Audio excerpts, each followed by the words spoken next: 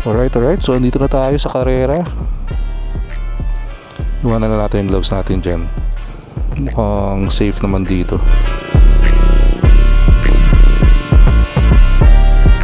Alright.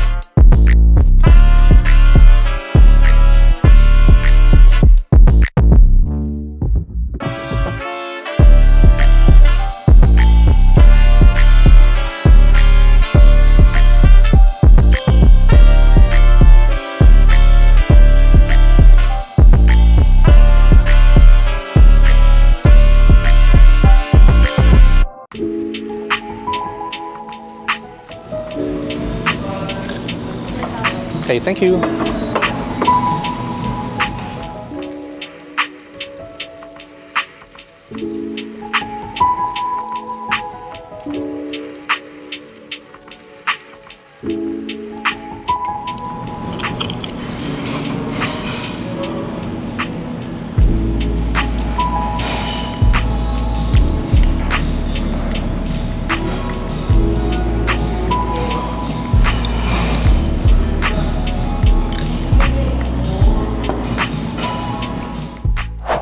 Alright. Sobrang solid ng food dito. Pati yung coffee. Real talk. Sarap. Babalik tayo dito. Ngayon ako nakapunta dito eh. Parang marami rin masarap na resto, no? Next time, ikutin natin yan.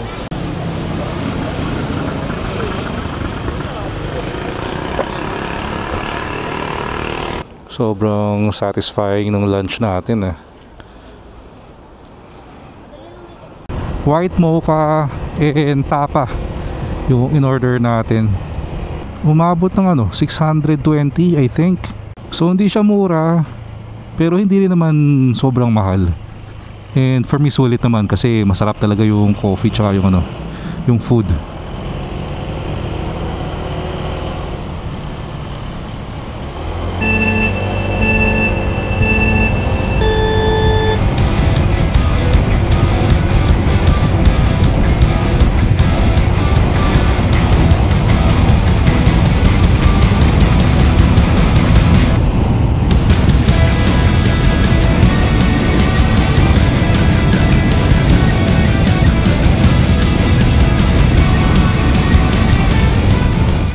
So kung naghahanap kayo ng okay tambayan, solid na food, solid na coffee, try nyo yun, Carrera Showroom. May wifi nga rin pala sila and mabilis din. So kung gusto nyo mag-work while hanging out, diba, nagkakape, pwede rin dun. Parang masarap din maging food vlogger ah. Yung chibog ka lang ng chibog, no? Si-review mo. Guys, may mga nagtatanong din pala sa atin kung saan ang installation ng Chigi pag magpapakabit. So hindi na sila sa M2 sa Makati sa Camagong. Lumipat na ang Chigi sa JYP Racing sa Buendia yon. tapat mismo ng World Trade. So malapit lang din, parang kabilang side lang. Nakakatawa lang kasi may mga nagko-comment din sa atin na imbis na mag-cheeky daw sila, bibili na lang daw sila ng ng mid-level cellphone. Kasi yung ikakabit nila para yung main phone hindi na nila kailangan ilabas. Ang tanong ko doon, yung mid-level cellphone ba na yun merong blind spot detection and warning. Tapos pwede rin ba nilang gawing rear view yung cellphone na yun, di ba? Yan, nagbibit-bit ka pa ng second phone pag gano'n ang ginawa mo.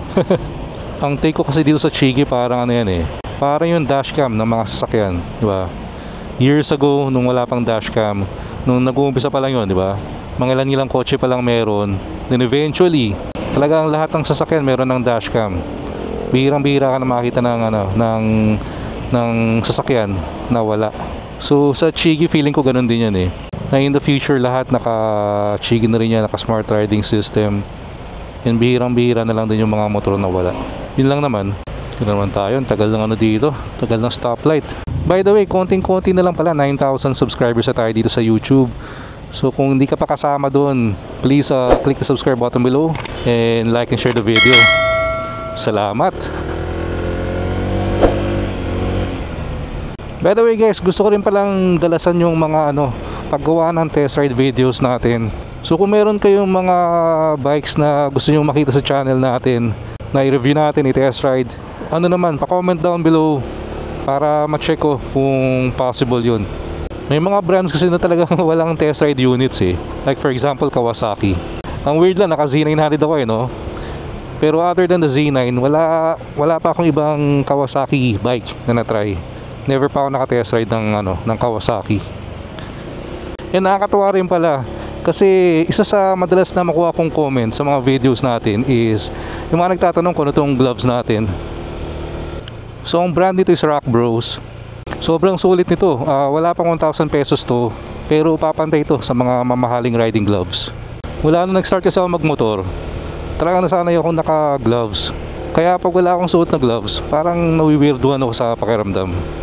Dun sa mga umabot sa part na to, tapos hindi pa nag-skip ng ad, nako, feeling ko suswertehin talaga kayo.